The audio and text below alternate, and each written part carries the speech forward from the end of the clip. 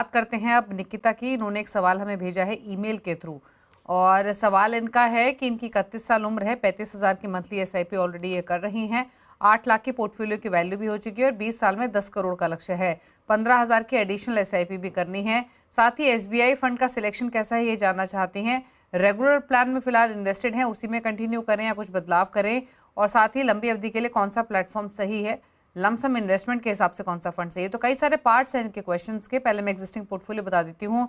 Nippon India small cap में 10,000 per month, SBI Nifty index fund में 10,000, SBI magnum mid cap में 5,000, SBI long term equity में 5,000 और access growth में 5,000। तो एसबीआई में एक्सपोजर ज़्यादा है इनका, शायद इसीलिए ये सवाल इनका।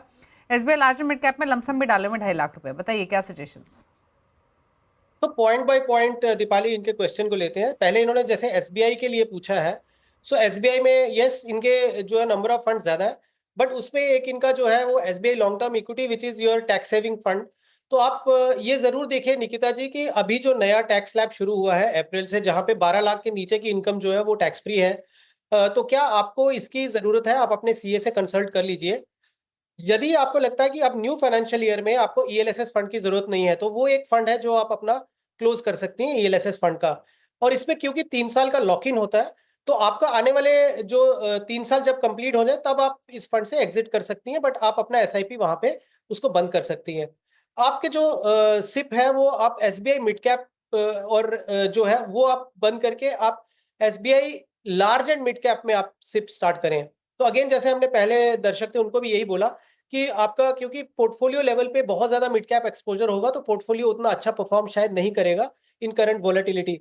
तो आप SBI large and mid cap fund ले लीजिए और एसबीआई मिड कैप को उसमें मर्ज कर दीजिए। उसके अलावा बाकी जो आपके ये जैसे मैंने बोला SBI large and mid cap fund, ये आप एक कंटिन्यू रखिए। और दूसरा जो आपका एसबीआई का फंड है, ये दो फंड आप जो है वो कंटिन्यू कर सकते हैं।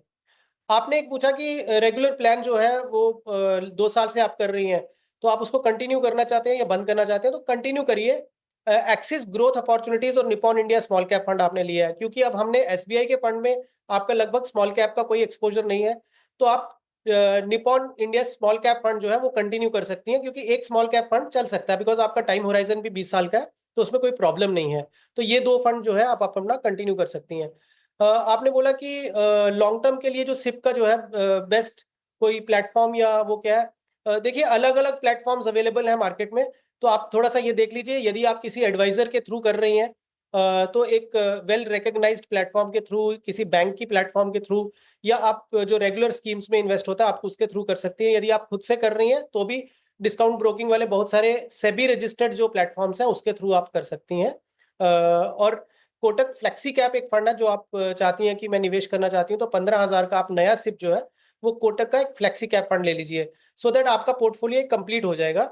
आपने एक क्वेश्चन पूछा था कि फ्यूचर में आप लमसम अमाउंट जो है वो कहाँ पे इन्वेस्ट करना चाहती हैं। देखिए आपका ऑलरेडी जो है नंबर ऑफ फंड्स जो है सफिशिएंट है, आप उन्हीं फंड्स में आप अपना टॉपअप करिए लमसम इन्वेस्टमेंट्स। और ज्यादा फंड ऐड करने की जरूरत नहीं है। ऐसा नहीं होना चाहिए कि सिप के फंड्स अलग हैं और लमसम के फंड अलग है, आप उसी में ही कर सकते हैं। और आपने 8 लाख का जो कॉर्पस क्रिएट किया अभी तक, 50,000 की अगर आप सिप कर रही हैं, 20 साल में आपका जो है वो 8 करोड़ के आसपास का कॉर्पस बन जाएगा, यदि 15% से ग्रो करता है। आपने बहुत एग्रेसिव टारगेट सेट किया हुआ है 10 करोड़ का, तो आपको या तो 65,000 की सिप करनी पड़ेगी, या फिर आप अपना टाइम होराइजन 20 के बदले 22 साल करिए।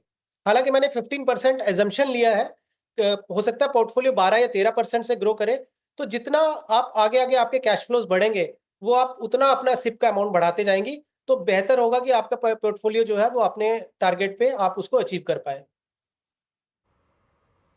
ठीक है, तो ये रही सलाह आपके लिए निकिता, आपके पोर्टफोलियो को लेकर। ये नेसेसरी चेंजेस आप कीजिए, बाकी इन्वेस्टेड रहिए, टाइम टू टाइम अपने पोर्टफोलियो को ज़रूर रिव्यू करती रहिए। और एडिशनल एसआईपी आपको कहाँ करनी है वो भी बताया गया है।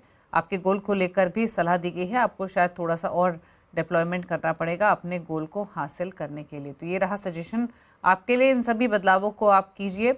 आप इन्वेस्टमेंट कंटिन्यू कर सकती हैं फंड्स में, कुछ नए फंड्स के लिए भी आपको सजेस्ट किए गए हैं। चलिए रुकने इसी के साथ एक ब्रेक के लिए, लौटेंगे तो कुछ और क्वेरीज को करेंगे शामिल। आप देखते रहिए योर मनी।